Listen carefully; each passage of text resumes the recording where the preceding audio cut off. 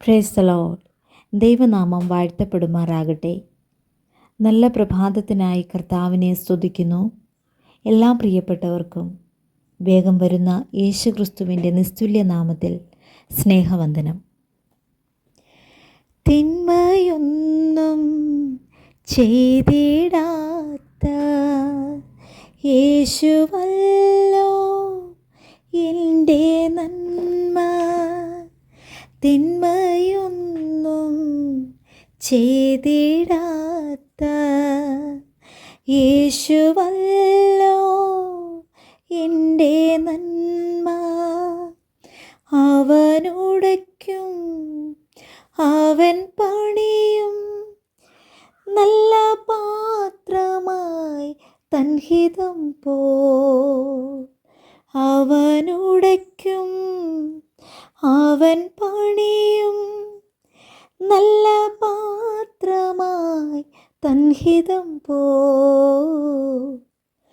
എന്നുള്ളം നിന്നില ആഴമാം വിശ്വാസത്താ ചേരുന്നേരം ആനന്ദം വർണ്ണിക്കുവാൻ വാക്കുകൾ ഇല്ല ഇല്ല.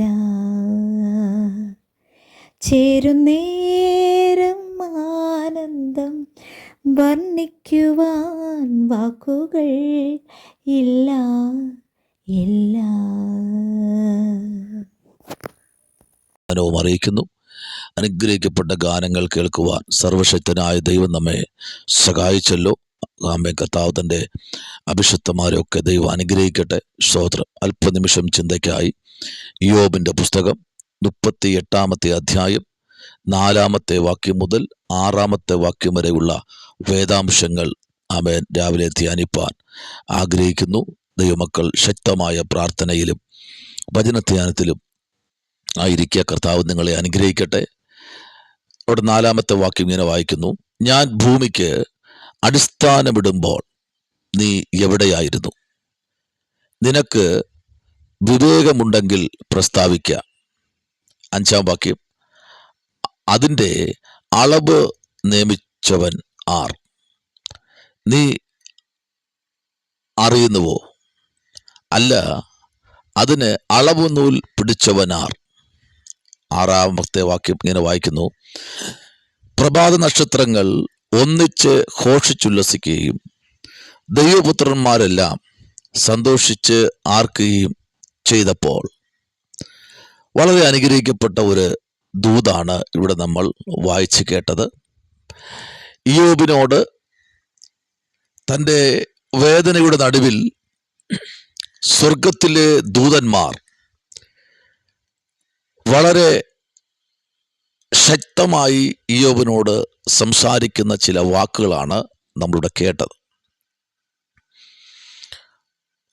അതിഭയങ്കരമായ വേദനയിലും വിഷമത്തിലും ഇയ്യോബായിരിക്കുമ്പോൾ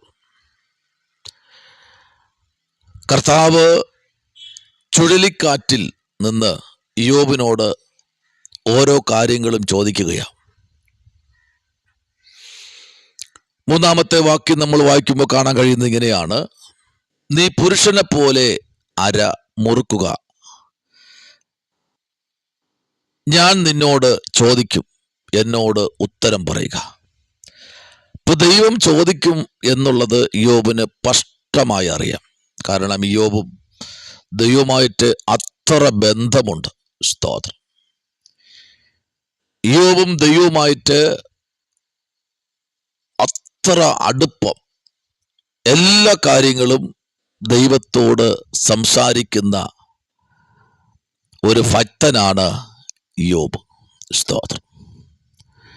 1-ാമത്തെ വാക്യം മുതൽ 4-ാമത്തെ വാക്യം വരെ വായിക്കുമ്പോഴും 4-ാമത്തെ വാക്യം മുതൽ തീർത്തുള്ള വാക്യങ്ങൾ നമ്മൾ ചിന്തിക്കുമ്പോഴാണ് ദൈവം തൻ്റെ ശക്തിയുള്ള പ്രവർത്തികൾ കൊണ്ട് ഇയ്യോബിനെ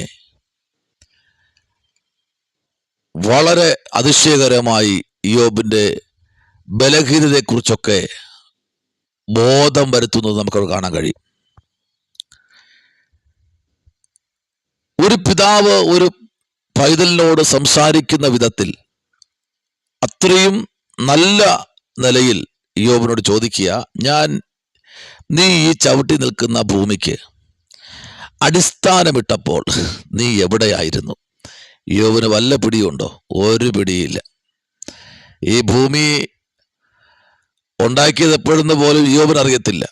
പക്ഷെ ദൂതന്മാർ ശക്തമായി ഇയ്യോബിനോട് സംസാരിക്കുക. ഒന്നിലധികം ദൂതന്മാരാ നിൽക്കുന്നേ. ഒരുവനെ കുറിച്ച് ദൈവത്തിന് ഒരു പദ്ധതി ഉണ്ടെങ്കിൽ ആർക്കും അവനെ ഒന്നും ചെയ്യാൻ കഴിയില്ല. പ്രസ്തുത ദൈവവും ആ വ്യക്തിയുമായിട്ട് നല്ല കണക്ഷനാണ്. സ്തോത്രം. അവന്റെ ഇല്ലായ്മകളും വിഷമങ്ങളും സങ്കടങ്ങളും ആകുലതകളെല്ലാം പങ്കുവയ്ക്കാൻ നല്ലൊരു പിതാവിനെ അവന് ലഭിച്ച ഒരു സന്തോഷം നമുക്കവിടെ കാണാൻ കഴിയുന്നു. കുസൃതി ചോദ്യം എന്ന പോലെ ഇയ്യോബിനോട് ചോദിക്കുക. അടുത്ത് ചോദിക്കുകയാണ്, അതിൻ്റെ അളവ് നിയമിച്ചവനാർ? അപ്പൊ ഈ ഭൂമിക്ക് ഒരളവുണ്ട്. അളവില്ലാതല്ല ഈ ഭൂമി നിർമ്മിച്ചിരിക്കുന്നത്.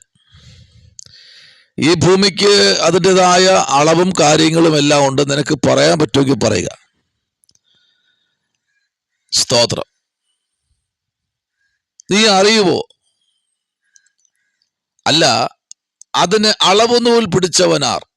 എൻ്റെ പൊന്ന് ദൂതന്മാരെ, എനിക്കിതൊന്നും അറിയില്ല എന്നുള്ള കാര്യം നിങ്ങൾക്കെല്ലാം അറിയാമെന്നായിരിക്കും മനസ്സിനകത്ത് ഇയ്യോബ് ഇങ്ങനെ പറയുന്നത്. ഇതെല്ലാം പറഞ്ഞു വന്ന ശേഷം അടുത്ത 6-ാമത്തെ വാക്യത്തിൽ പറയുക, പ്രഭാത നക്ഷത്രങ്ങൾ ഒന്നിച്ച് ഘോഷിച്ചുല്ലസിക്കുകയും ദൈവപുത്രന്മാരെല്ലാം സന്തോഷിക്കുകയും സന്തോഷിച്ചാർക്കുകയും ചെയ്തപ്പോൾ നീ എവിടെയായിരുന്നു? അതൊന്നും ഇയ്യോബിന് ഒന്നും അറിയത്തില്ല. പക്ഷേ ചോദിക്കാനുള്ള കാര്യം ഇയ്യോബിനെ ഒന്നുകൂടെ ബോധ്യം വരുത്തുകയാണ്. ആമേൻ. ഒന്നുകൂടെ അറിവില്ലാത്ത വാക്കുകളിൽ ആലോചന ഇയ്യോബിനെ കൊടുത്ത് ഉണർത്തുകയാണ്. ഇയ്യോബിനോട് സംസാരിച്ചു കൊണ്ടിരിക്കുന്ന ദൂതന്മാരെ പറ്റി ഇയ്യോബിന് നല്ലവണ്ണം അറിയാം.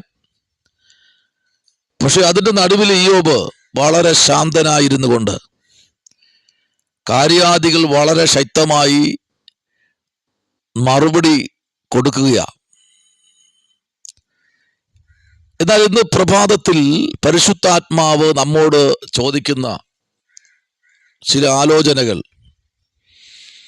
104-ാമത്തെ സങ്കീർത്തനം അതിൻ്റെ 4-ാമത്തെ വേദാംശത്തിലേക്ക് നമ്മൾ വരുമ്പോൾ, അവൻ കാറ്റുകളെ തൻ്റെ ദൂതന്മാരും അഗ്നിജ്വാലയെ തൻ്റെ ശുശ്രൂഷക്കാരന്മാരും ആക്കുന്നു. അപ്പൊ കാറ്റുകളെ അവന്റെ ദൂതന്മാരും അഗ്നിജ്വാലയെ തൻ്റെ ശുശ്രൂഷക്കാരന്മാരും ആക്കുന്നു.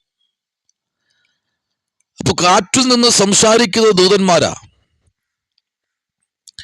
ഒന്നിലധികം ദൂതന്മാര് വളഞ്ഞു നിന്നുകൊണ്ട് ഇയ്യോബിനോട് സംസാരിക്കുക. പലപ്പോഴും നമ്മെ ദൈവം വിസ്തരിക്കാറുണ്ടല്ലോ. എന്നാൽ ഇന്ന് പകലിൽ ദൈവകുഞ്ഞെ, നിന്നോട് സംസാരിക്കുന്ന ദൈവം നിന്നോട് ചോദിക്കുന്ന ചോദ്യത്തിന് ഇന്ന് പകലിൽ മറുപടി പറയാൻ റെഡിയാണെങ്കിൽ, ഇപ്പോൾ നീ അനുഭവിക്കുന്ന വേദനകൾ, ഇപ്പോൾ നിങ്ങൾ അനുഭവിക്കുന്ന പ്രതിസന്ധികൾക്ക് അപ്പുറം കടക്കുവാൻ പരിശുദ്ധാത്മാവ് ഒരു നിയോഗം നിങ്ങളുടെ മേൽ വെളിപ്പെടുത്തുകയാണ്. സ്തോത്രം. ഹല്ലേലൂയ. Praise the lord. ആമേൻ. അവൻ കാറ്റുകളെ തൻ്റെ ദൂതന്മാരും. ഇന്ന് പകലിൽ ഒരു ദൂതൻ നിന്റെ വിഷയത്തിൽ ഇടപെട്ട് കഴിഞ്ഞാൽ പറയാൻ പറ്റുമോ? പ്രാർത്ഥിക്കാൻ കഴിയുമോ? കർത്താവേ, ഈ പ്രഭാതത്തിൽ അങ്ങയുടെ ദൂതൻ എന്നോട് ഇടപെടുമാറാകണമേ എന്ന് പ്രാർത്ഥിക്കാൻ കഴിയുമെങ്കിൽ ഈ പകൽക്കാലം പരിശുദ്ധാത്മാവ് നമ്മോട് വളരെ വ്യക്തമായി ഈ പകലിൽ ദൂത് പറയുകയാണ്. ഹല്ലേലൂയ. സ്തോത്രം. എന്നാൽ വെളിപ്പാട് പുസ്തകം 5-ാമത്തെ അധ്യായം 11-ാമത്തെ വാക്യത്തിലേക്ക് വരപ്പെടുമ്പോൾ, പിന്നെ ഞാൻ ദർശനത്തിൽ സിംഹാസനത്തിൻ്റെയും ജീവികളുടെയും മൂപ്പന്മാരുടെയും ചുറ്റിലും ഏറിയ ദൂതന്മാരുടെ ശബ്ദം കേട്ടു. അവരുടെ എണ്ണം 10,000 10,000-ഉം 1,000-1000-ഉം ആയിരുന്നു. അപ്പോൾ നിൽക്കുന്ന ദൂതൻ കണ്ടോ?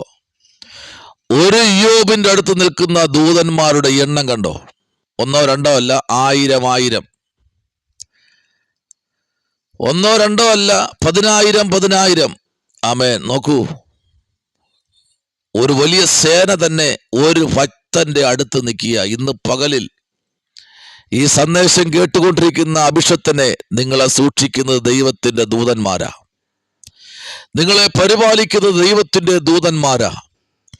നിങ്ങളുടെ ആവശ്യങ്ങളുടെ മധ്യേ പ്രവർത്തിക്കുന്നത് ദൈവത്തിന്റെ ദൂതന്മാരുടെ സാന്നിധ്യമാ.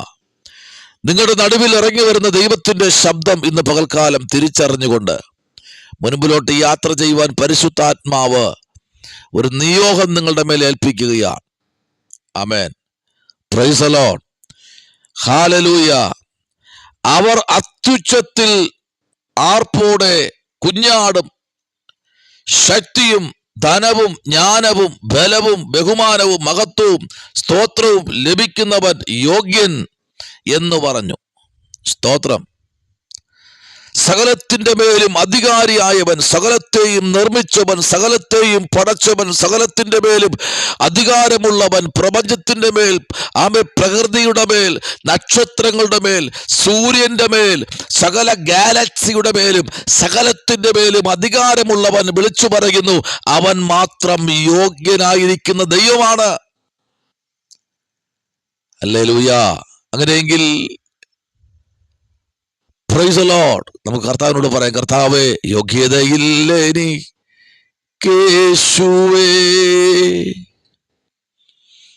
അല്ലേ? ആ യോഗ്യതയില്ലാത്ത സ്ഥലത്ത് നീ എൻ്റെ ഭവനത്തിൽ അണയുവാൻ ഞാൻ യോഗ്യനല്ല. Praise the lord. നീ എൻ്റെ ഭവനത്തിൽ വരുവാൻ ഞാൻ യോഗ്യനല്ല. Praise the lord. പക്ഷെ നീ ഒന്ന് കൽപ്പിച്ചാൽ എൻ്റെ ബാല്യക്കാരന് സൗഖ്യം ലഭിക്കും.